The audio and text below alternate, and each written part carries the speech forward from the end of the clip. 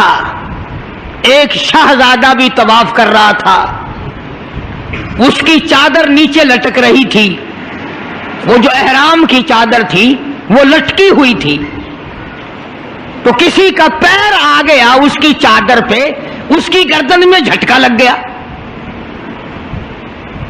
کسی دوسرے طواف کرنے والے کا پیر آ گیا۔ طواف بڑی عجیب شے ہے، علماء نے لکھا ہے کہ ایک آدمی طواف کر رہا تھا، ایک عورت کے پیروں کی پازیب کی جھنکار آئی پیروں کے زیور کی، طواف کرتا کرتا اس کی طرف دیکھنے لگا۔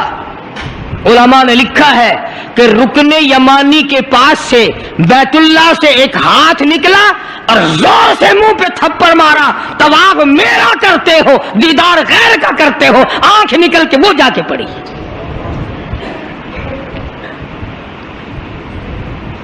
طواف میرا کرتے ہو اور زیارت غیر کی کرتے ہو، آنکھ نکال دی، تھپڑ لگا۔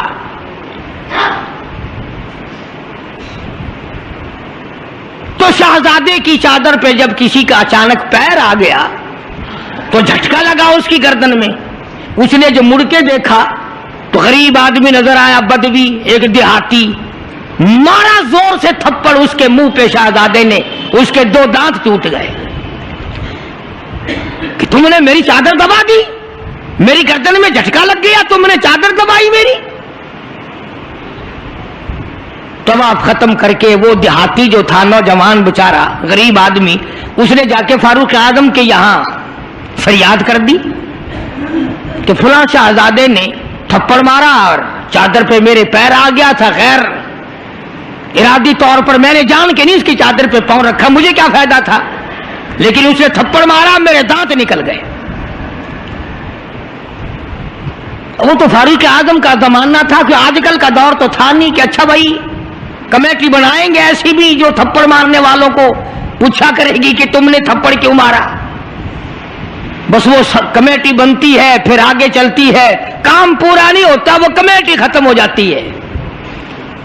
ہر چیز کی کمیٹی ہے، پتہ ہی نہیں کس نے تو یہ سبق دیا۔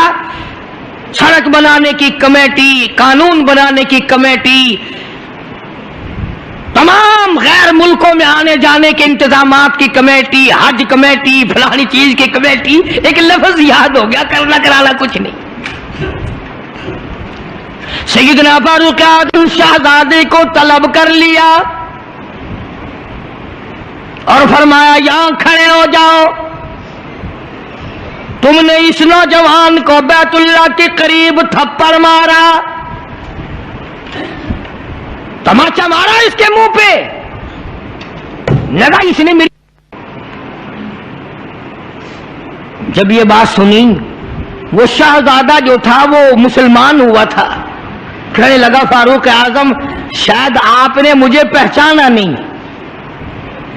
شاید آپ نے مجھے پہچانا نہیں، میں تو جبلہ ابن اوہم ہوں، میں تو بہت بڑا آدمی ہوں، میں کوئی دیہاتی ہوں، کوئی عام آدمی ہوں جو فوراً آپ بدلہ دلوا رہے ہیں۔ نے کہا میں تو شہزادہ ہوں، نے کہا ہاں ہاں ٹھیک ہے شہزادہ ہے، کہ میں تو اتنا بڑا آدمی ہوں، کہ ٹھیک ہے تو اتنا ہی بڑا آدمی ہے، میں تو جبلہ ابن اوہم ہوں، کہ ہاں تو جبلہ ابن اوہم ہے، مگر یہاں کھڑا ہو جا، یہ تجھے تھپڑ مارے گا۔ کمال ہے، میں اتنا بڑا آدمی اور یہ 2 ٹکے کا آدمی مجھے تھپڑ مارے گا کہ ہاں مارے گا؟ تمہارے یہاں چھوٹے بڑے کی کوئی تمیز نہیں کہ ہاں ہاں لا الہ الا اللہ محمد الرسول اللہ صلی اللہ علیہ وسلم پڑھنے والا یہاں سب ایک ہے، جس نے کلمہ پڑھا سب ایک ہو جاتے ہیں۔ کل ایک آدمی 4 مہینے افغانستان کے مجاہدین کے ساتھ گزار کے آیا، دوست آدمی ہے، جہاں اس نے اور باتیں بتائی وہاں ایک یہ بات بتائی کہ ایک محاذ پہ ایک روسی کو پکڑ لیا، روسی بدماش کو پکڑ لیا، وہ جو آئے ہوئے ہیں نا، اس نے کلمہ پڑھ لیا، مسلمان بن گیا۔ तो 2-4 दिन के बाद उससे पूछा कि तूने अपने कुफर में या अपने मामलात मज़हब में और हमारे इस्लाम में कुछ फर्क पाया? एक बात उसने बताई, वो मैं नकल कर देता हूं, शायद आपको भी पसंद आए। जितने को वो मुसलमान बना उतने की बात उसे महसूस हुई। कहने लगा मैं अपने मुंह में बड़ा टूथपिस्ट मारता था, बड़ा बुरश मारता था, बड़ी मिंजन मारता था और मेरे मुंह की बदबू नहीं जाती थी। जब से मैंने तुम्हारा कलमा पढ़ा मेरे मुंह की बू खत्म हो गई। बिल्कुल मेरे मुंह में से बदबू नहीं आती, वरना मैं खुद तंग था।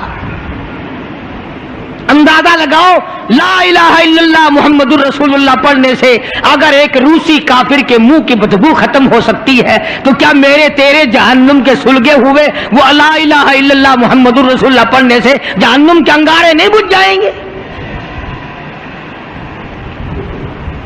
तो फारूक आज़म रज़ियल्लाहु ताला अन्हु ने फरमाया कि भाई यहां बदला देना पड़ेगा, या कोई छोटे बड़े की बात नहीं।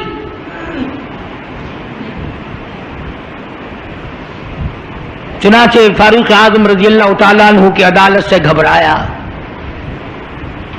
और इस बात से वो घबराया कि यहां इतना अदल, इतना इंसाफ, किसी का कोई लिहाज नहीं, सबके लिए एक कानून और एक मसावी हुकूक और सबके लिए एक सा दर्जा रखा हुआ है। चुनाचे मुर्तद तो हो गया, काफिर दोबारा हो गया, मुर्तद हो गया, और इस बात को पसंद न किया कि शाहजादा बादशाह का बेटा एक देहाती के हाथ से थप्पड़ खाए और बदला दे। तो सैयदना फारूक आज़म रज़ियल्लाहु ताला अन्हु ने यह साबित कर दिया कि मुसलमान बादशाह के सामने, मुसलमान अदालत के सामने तमाम छोटे बड़े अमीर गरीब एक हैं। यहां किसी की छोटे बड़े की रसाई नहीं होनी चाहिए। बल्कि अहद फारूकी ने इस किस्म की मिसालें कायम की, इस किस्म की मिसालें कायम की। जंग में, जिहाद में रिश्तेदार सामने आ गए। फारूक आज़म रज़ियल्लाहु ताला अन्हु को खुद नबी करीम सल्लल्लाहु अलैहि वसल्लम ने देखा कि सगा मामू है और उसको नीचे डाल रखा है और पैर के नीचे पैर दबाया हुआ है और एक हाथ में पैर पकड़ के अपने मामू को बीच से फाड़ रहे हैं। फारूक आज़म बीच से चीर रहे हैं। तो निगाह पड़ी मोहम्मद करीम सल्लल्लाहु अलैहि वसल्लम की, फरमाया उमर ये तो तेरा मामू है। अर्ज की आका जब तक आपसे नहीं जुड़ी थी ये सब मामे नाने थे, और जब आपसे जुड़ गई अब तो यही दीन है, यही दुनिया है, जो तेरा है वो मेरा है, जो तेरा नहीं वो मेरा नहीं।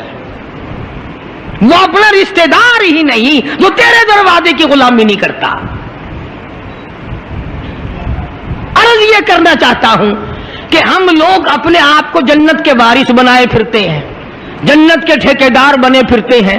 नमाज की पाबंदी हम नहीं करते, कुरान करीम की तिलावत को ज़ौक़ शौक से हमारे यहां नहीं रिवाज।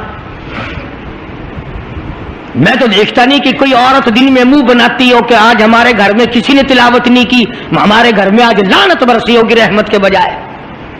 पूरे साल में अगर घर में कुरान की तिलावत ना हो, औरत को अफसोस नहीं, मर्द को अफसोस नहीं, बुढ़ी माई नहीं अफसोस करती, कोई छोकरी अफसोस नहीं करती कि हमारे पूरे घर में कुरान पढ़ने वाला एक भी नहीं। और यह आज नहीं पढ़ा गया, क्यों नहीं पढ़ा गया? नमाज की तरफ से कोई अफसोस नहीं करता। जुल्म और ज्यादती करके घरों में कितना ही ला के दे दो, कोई यूं कहने को तैयार नहीं कि तुम्हें ये मिला कैसे है, तुमने ये हासिल कैसे किया है। अर्ज करने का मकसद मेरा ये था, बेशक नमाज रोक देती है बेहयाई और बुरी बातों से, मगर वो भी नमाज हो ना, न हम नमाज दिल से पढ़ते हैं, न ज़कात सही मायनों में अदा करते हैं, और इन सब की रूह और जड़ जो है वो है इंसाफ मुहैया करना। कत्ल के बदले कत्ल हो, चोर का हाथ कटे, शराबी को कोड़े लगे। हम तो अखबार में सुन लेते हैं कि फलां जगह शराब की भट्टी पकड़ी गई, फलां जगह शराब पीते हुए पकड़ लिए, मगर ये कानून ने आज तक सुना ही नहीं कि इसकी वजह से कोड़े लगे। जिना की सजा मिली, शराब की सजा मिली, चोर को फलां सजा मिली, वो हम नहीं सुन पाते। اندر ہی اندر افسر لوگ جو گھپلا مچاتے ہیں وہ تمام کے تمام معاملات کو اڑا کے رکھ دیتے ہیں. اور یہی وہ چیز ہے جس کا قرآن کریم مخالف بنتا ہے. قرآن کریم نے للکار کی آواز دی، فرمایا بڑے بڑے لوگ جب ہیرا پھیری کیا کرتے تھے، وَمَن لَّمْ يَحْكُم بِمَا أَنزَلَ اللَّهُ فَأُولَٰئِكَ هُمُ الْكَافِرُونَ. یہ وہ لوگ ہیں جنہوں نے اللہ کے نازل کردہ کام کے خلاف فیصلے کیے، تمام خلاف اس کی عدالتیں قائم کی، پرواہ نہ کی، سوچا تک نہیں. کہیں فرمایا وَمَن لَّمْ يَحْكُم بِمَا أَنزَلَ اللَّهُ فَأُولَٰئِكَ هُمُ الْفَاسِقُونَ. قرآن کہتا ہے جو لوگ میرے قرآن کے خلاف بیٹھ کر فیصلہ کرتے ہیں، اللہ کہتا ہے یہ فاسق ہیں، یہ فاجر ہیں، یہ بدکار لوگ ہیں.